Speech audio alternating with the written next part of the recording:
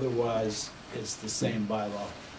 And again, the concept was to keep the same districts, the same setbacks, but just make it apply to both the medical and the non-medical, because until this year, you could only have medical sales. But now, starting April 1st for applications and July 1st for opening the doors, the state is going to be licensing non-medical marijuana retail establishments.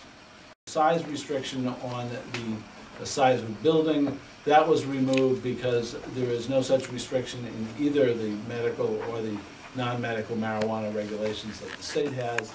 And with the 50-foot setback and the other setbacks, that pretty much controls what can be done in most places. We added some new provisions. Most of these were things suggested by the zoning board chair.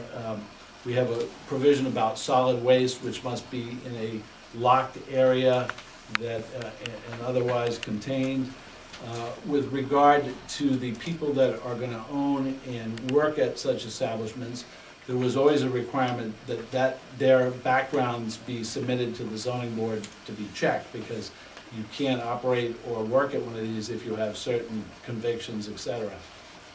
The new draft requires that to be submitted to the police department, who can do query checks, etc. And then the police department will make a recommendation to the zoning board to make sure that they meet the requirements. State law has a whole bunch of requirements of who can and cannot even apply for these things. We added a provision saying that the special permit would automatically expire if the state license is revoked, suspended, terminated, or transferred to some other person or some other place. There are fairly extensive site plan requirements which weren't in the medical marijuana one, but the zoning board chair thought it would be appropriate to let people know up front what they have to submit. That's subsection 12 in the draft. And finally, there was a clarification of something that was always required, that the license is not transferable to another entity or to another location. We propose about 400 parking spaces.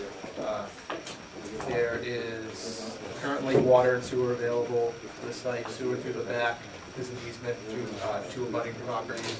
Water off of Route 6, and stormwater will be handling all on site. We've submitted so far to the Conservation Commission to verify the wetland edges, and we've also submitted to them for the notice of intent, which is currently under review. We're going to have a meeting in 2 or 3 weeks.